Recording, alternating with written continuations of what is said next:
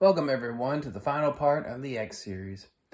Today I'm going to talk about the inconsistencies of my timeline along with giving my ranking of each installment of my timeline and give a small opinion of each movie.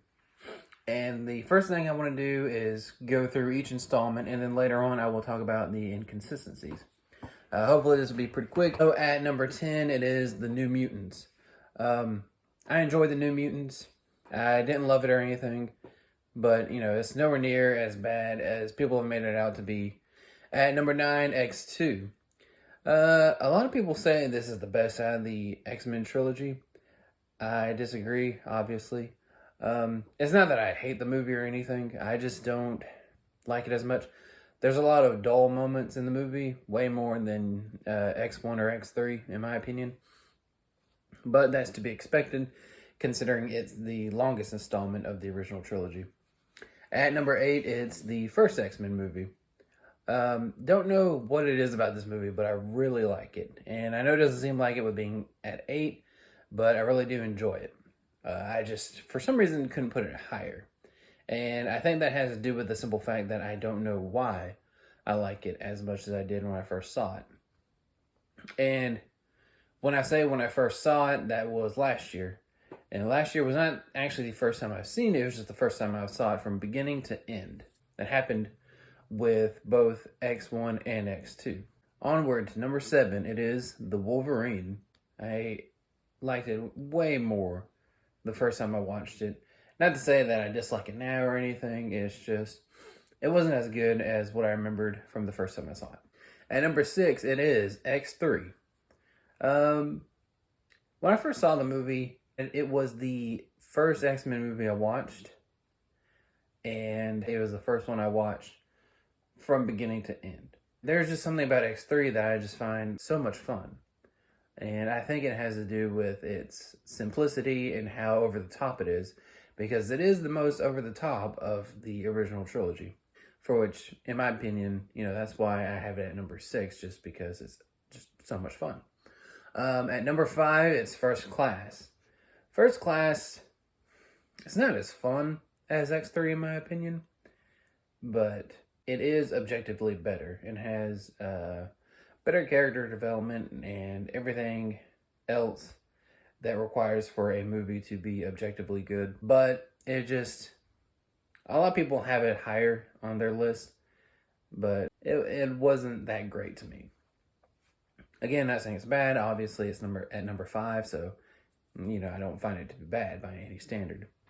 At number 4, it is Days of Future Past. What is there to say about this movie? It's the old characters meeting the new characters, essentially. And I heard Doug Walker say that he believed that there needed to be one other movie with the newer cast before this crossover. And I agree, but at the same time, I enjoyed it for what it is. It's just a really good movie. At number 3, it is Deadpool 2. Of course, I love Deadpool 2, but it's not as good as the first one, obviously, in my opinion. I don't know what it is. So I'm just going to go ahead and go on to number 2 in this list, and that is Logan. Logan is one of my most favorite superhero movies, but I cannot put it at number 1 for some reason. There's just something about it. There's one small thing that is missing in that movie that is keeping it away from being perfect. So yeah, go straight on to number 1, which is, of course, the first Deadpool movie. There's just something about it. I don't know what it is. Could be just the love that went into it, because it really does translate. I do believe that is what it is. It's just how much love for the character, it just translates through the screen with the writing and the acting from Ryan Reynolds. It's just all over. It's just a great time. So with that said, that is my ranking. On to the inconsistencies of the timeline. And I'm going to explain how, despite them existing, they still work within the timeline.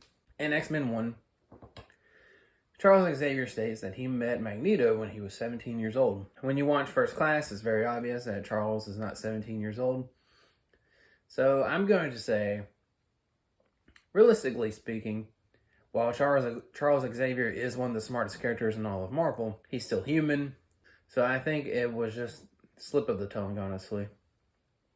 Then the second thing is him being siblings with Mystique, or siblings. A lot of people find that problematic since it's never brought up in the original trilogy, but if you think about it, there's no need for it to come up. There is no need for Professor X to look at Wolverine, Jean Grey, Cyclops, or anyone and say, that woman is my sister, is my adopted sister. There's just no need at any point. Onward to the next part is Magneto's helmet. In X1, it's very obvious. Well, I don't think it's obvious, but it seems like Charles is surprised when Magneto reveals his helmet to him. And in my opinion, the acting in that moment for Charles did not convey a surprise. And honestly, you could take it as anything. You could take it as surprise or confusion. And I'm going with confusion because he could be confused, as in, how in the world did I forget that he has that helmet? Which also goes back to him messing up and saying he was 17 when he met Magneto. Then the next part is Trask. I can't remember his first name. I keep wanting to say William Trask, but I'm pretty positive that is not correct. In X3, we see Trask, and he is a big African-American male. And when we see him again, he's Peter Dinklage. The only way for this to work is for the Peter Dinklage version of Trask to have his family have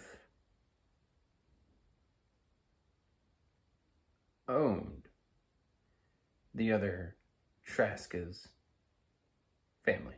Considering one is shown to have money and the other one is only shown to be in the military, because, just because you're in the military doesn't mean you have just a crap ton of money. So it is possible for that to be the case when it comes to those two characters. And that's what I'm going to go with. Because at no point does Trask in X3 say anything about the Sentinels anyways. Which takes me to the Sentinels themselves. You could wonder where the Sentinels are, why there's no discussion of them in the trilogy. And if you look at it, if you look at the timeline before Days of Future Past, before Wolverine went into the past to do what he did, you could look at the timeline as how Doc Brown discussed how the timeline works. There being the regular stream, and then when someone goes from here to the past, that creates a branch in the timeline, which creates a completely new one. So the first one still exists, but because this one person went to here, it created this new one. And that's how I view it.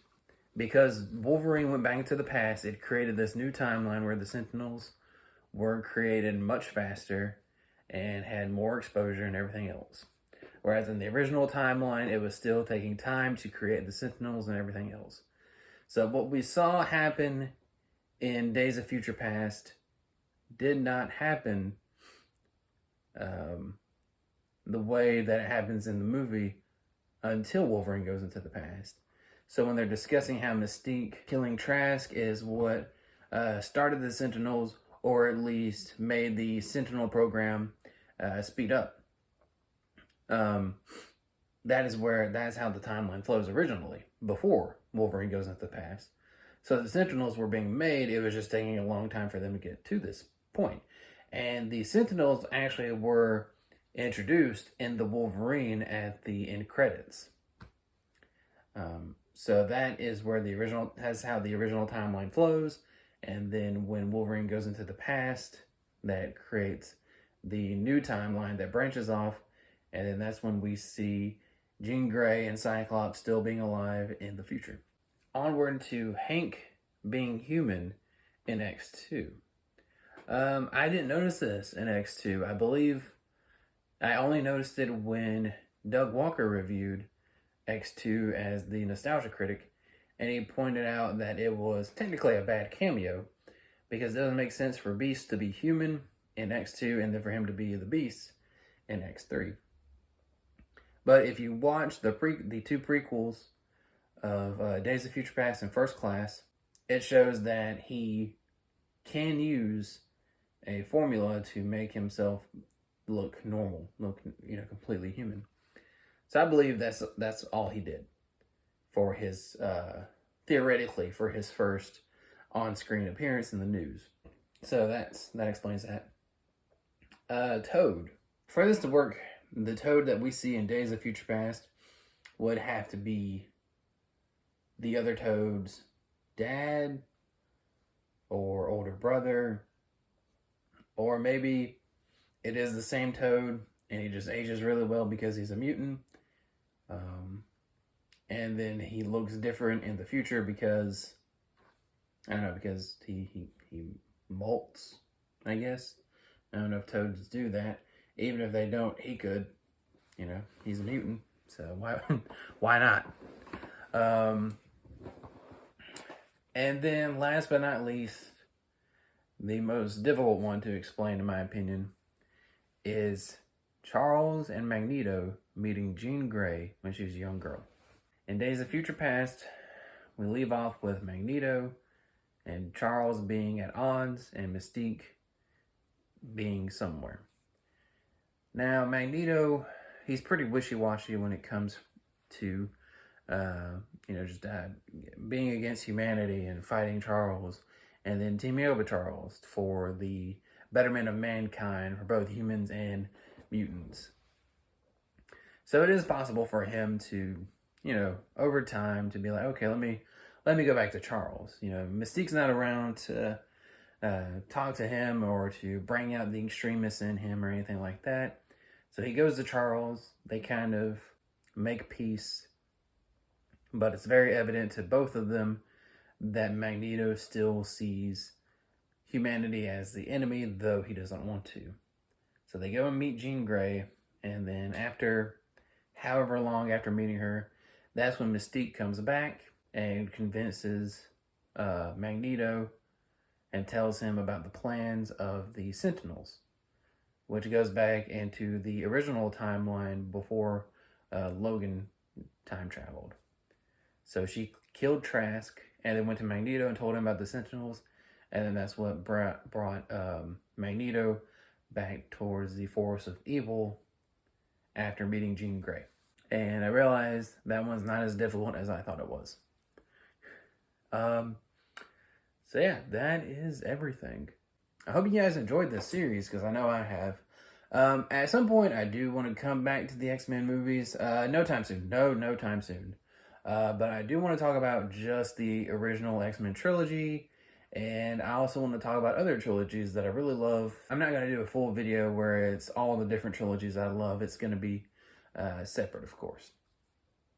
But yeah, for now, that's going to be it with X-Men. And I don't know what my next video is going to be about, but I'll come up with something. And I will see you guys later.